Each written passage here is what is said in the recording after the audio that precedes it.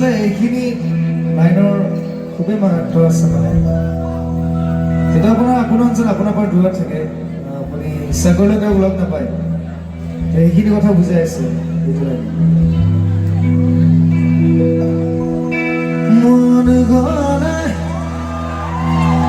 মোৰ কাষলে আহিবা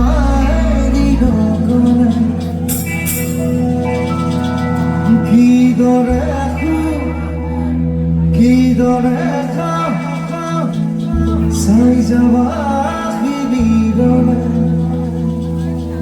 স্বপ্ন নাই জীৱন নাই